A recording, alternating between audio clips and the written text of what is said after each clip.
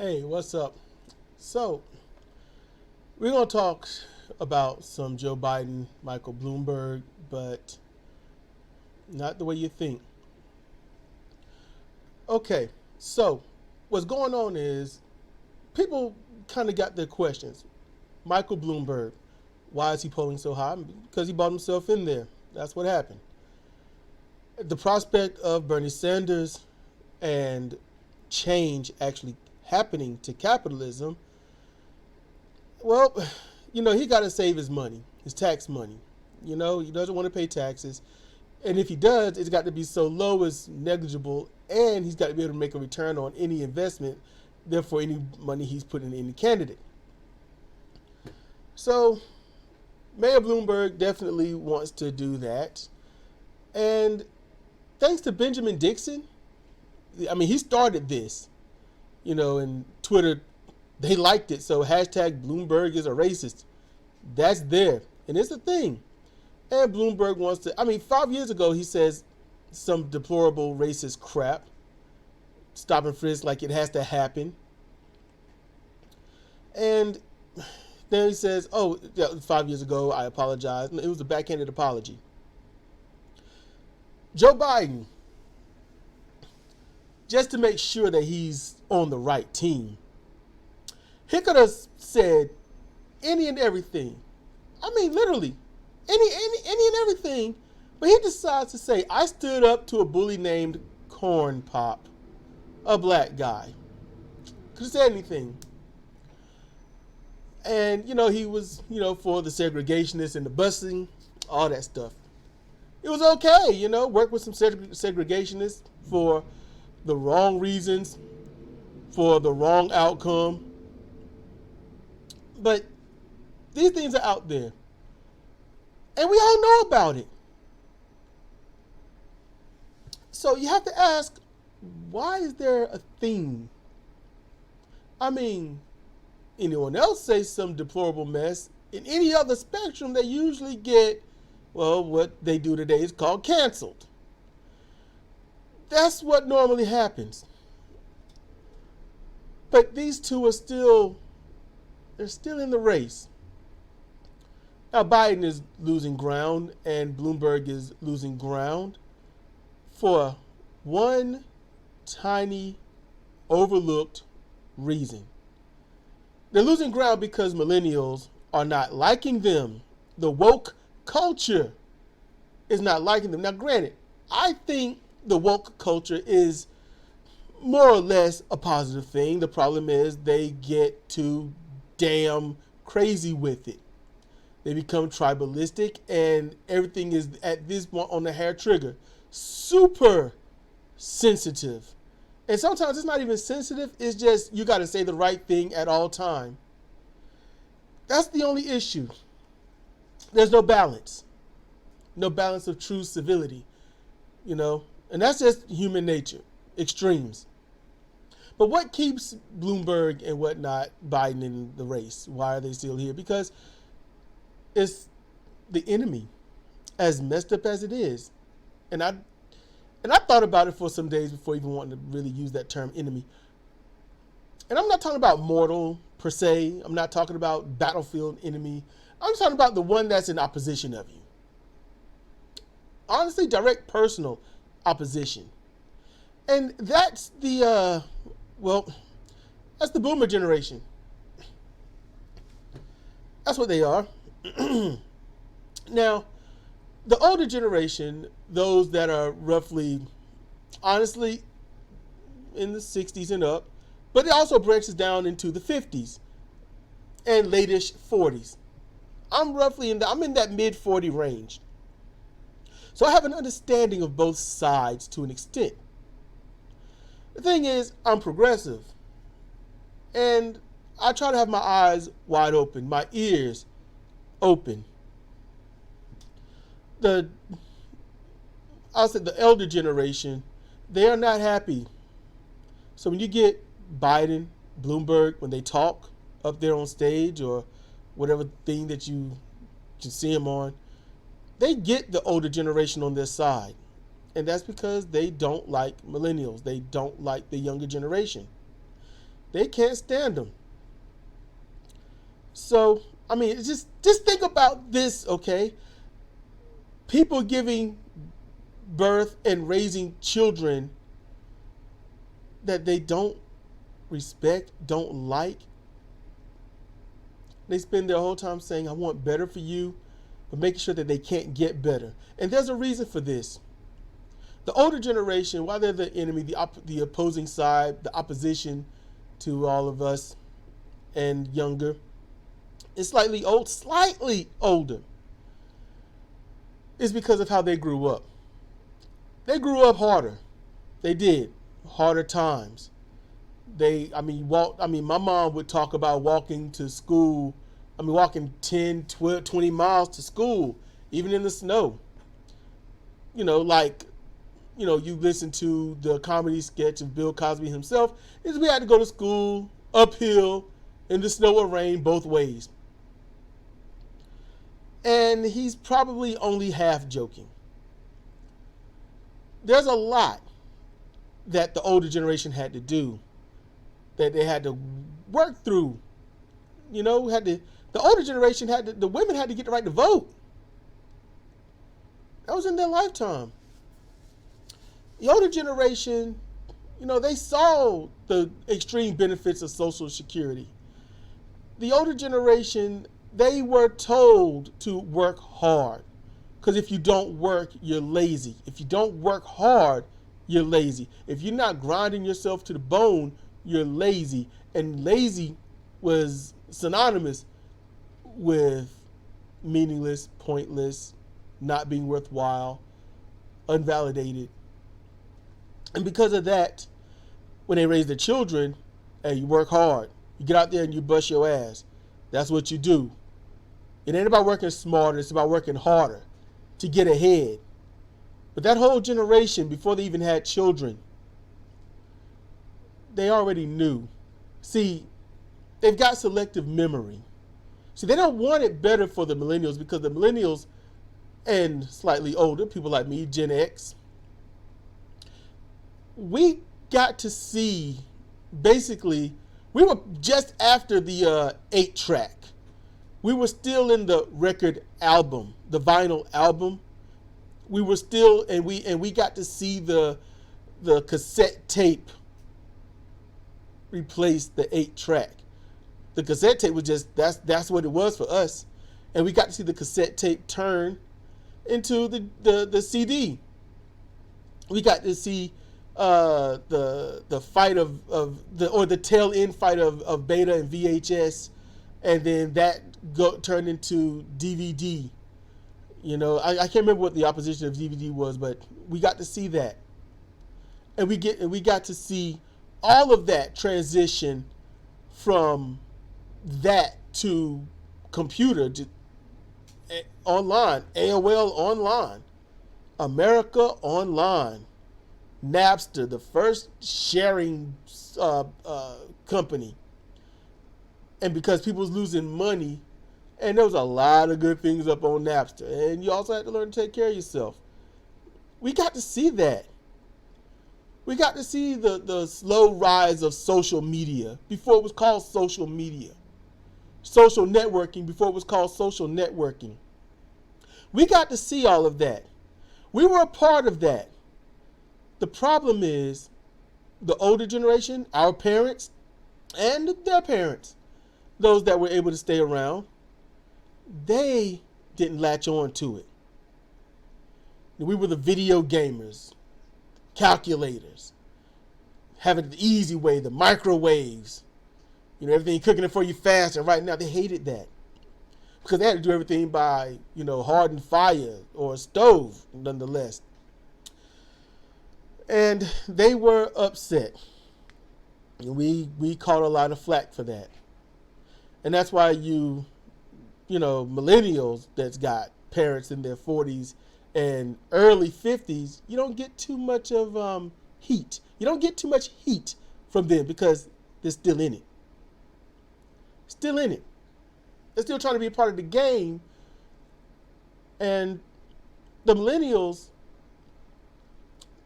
honestly, for the most part, in general, when it comes to politics, they got their heads on right because they're listening. There's a lot of information that they have where the older generation, they didn't have that information. They had TV, and TV told them who to vote for, but not why. They told them when to vote, where to vote, but what was the point? So just tribes, that's it. Voting tribes, partisan. And the whole propaganda was third party or not voting is throwing your vote away. That was it. All the while, all that time during their generation, the older generation, they were also minorities, just like millennials today, just like Generation X, still turned away from voting booths or voting made harder.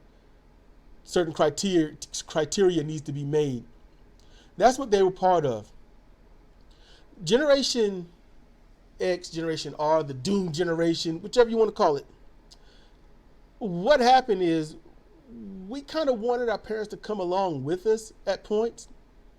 For those that were even in, having a good relationship with their parents, and my relationship was pretty much not exactly a good one. But it wasn't as bad as many others, but that doesn't mean it won't bad in it of itself. So, they look at me and they call me lazy and all this other stuff, and they don't understand. See, back in their day, there were jobs for everybody. It don't matter how gruesome, gruel, or grinding that job is, there was a job. Whether it was up front or under the table. There was a job. In my time, there was a job. 80s, 90s and stuff, everyone was still getting jobs, help wanted all over the place, new businesses popping up here and there, and then suddenly, jobs going overseas. By the time it was the turn of the millennium, about 2002, 2003, finding work, difficult at best. And every employer was telling their employees, you can go ahead and quit if you want or get fired. It's going to be hard finding a job out there. And they weren't lying. Monopolizing was taking place. Things were going out. Jobs going out, politicians, news media telling you to blame those south of the border. All of this is the battle. It's back and forth. It's generational, but it's not that. It's selective memory. That's what it is, because the older generation, when they were in their teens, when they were in preteen, when they were the young adults, when they were in their mid-20s to early 30s, they had goals, they had aspirations, they had dreams. And they thought of things the way it should be. We're going to do things right. We're going to own the world, and we're going to make sure that, everyone gets to do all the good stuff that anyone should do. They had that. They had that. You get Woodstock and things like that going.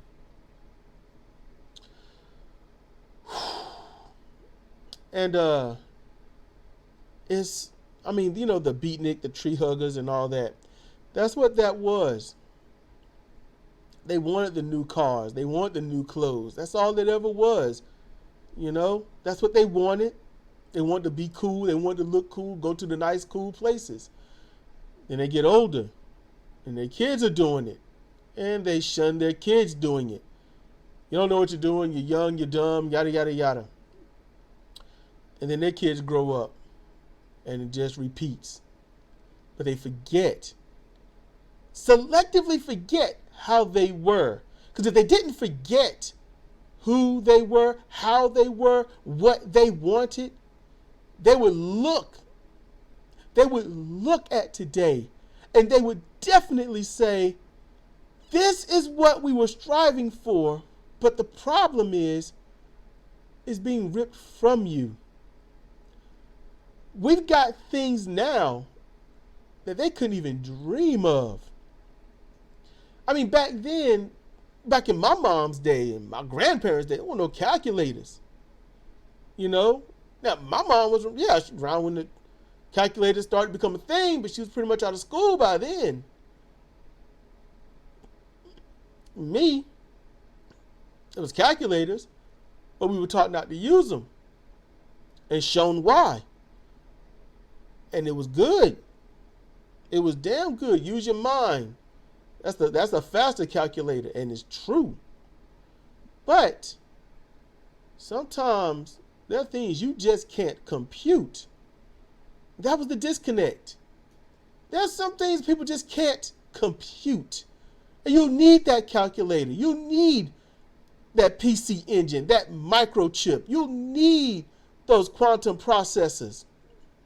You're going to need them to compute things, you know. Now, granted, yeah, more or less you're going to use all this power and knowledge and wisdom to look at pet videos and make snarky remarks on Twitter and hope that you own somebody, instead of using that energy to do something positive and get something moving forward, which is where the millennials come in. Because the millennials, they are doing their thing, and it's goofy sometimes, but damn it, they are trying to do stuff the right way. They're trying to make this place safer for the LGBTQ+. They're trying to make it safer for the minorities. But while Bloomberg and his ilk and Biden and his ilk, when they talk about hatred of millennials, they get the older generation on their side. And that's why they're still in the game. Because the older generation don't understand that they're literally voting for the people that do not want progress. Because if you get progress in this country, what's going to happen? They're going to lose their money. They're going to have to pay taxes. They're going to stop the medical industry. That's what's going to happen.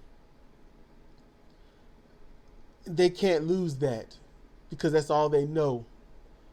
Old money. That's all they care about. And that's just, honestly, that does sadden me. It really does. Because we all live here. Great-grandparents, grandparents, parents, your children. And for those that are in that category, you know, your grandchildren.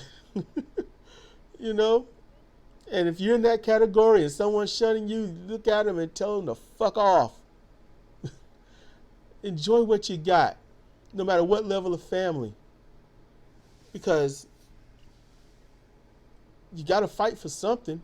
Fight for family, especially if you love them. Those that don't love their family, they ain't going to fight for their family. But you should at least fight for you, right? And older generation just, they fell out of touch. Not with you. No. Older generation fell out of touch with themselves. Your parents that just don't understand. There's a Will Smith song. But your parents that don't understand, don't want to try to understand. It's like, I don't get that stuff you're doing. I don't get. You know what? You could tell them. There was a time you would have wanted to get it. You want to do the right thing and have all the fun on the planet. Getting older don't mean you stop living. Getting older means you share the wisdom of how you've lived. And you strive to be better. You strive to make the younger generations better. And take advantage of it yourself. The millennials don't own avocado toast. The millennials don't own, the woke mindset. It's just what they've taken on because they got tired of getting beaten on by you, the older generation. You can only get beat on so long before you got to get up and fight back. And when it comes to these establishment politicians on either side, fighting back That's just against the rules. You're supposed to lay down and take it. And when you get up and you look them in the eye and you tell them, I'm not taking it anymore. We're going to vote you out. We're going to vote for better things, not against something we just dislike. And the things we dislike, since it's not for the things that's going to help us, we're not voting for them. You look them in the eye and tell them your day is done. You forgot who you are. You forgot the idea of progression. You forgot how it was when you were a kid, when you were a teen, when you were a young adult, when you became a parent the first time, when you thought this kid's going to have the best. Or angry that you couldn't give them the best because of your luck in life. Now, I can't even say luck because it was designed for you to have it bad off. They don't want that because they don't want to remember. Because remembering probably hurts. But if they remember and they wake up and they look on that stage to see Biden, Bloomberg, those that support racism, racist, support oligarchy, support the old guard, the old money, support advertisers, big donors over people, over need, over progression, over forward thinking, over avocado toast. I've never had that. I'm going to have to try it one day since it's all the rave or some crap for the past 6 or so years. I ought to try it. It's just expensive wherever I see it. But why is it so damn expensive? Anyway, just we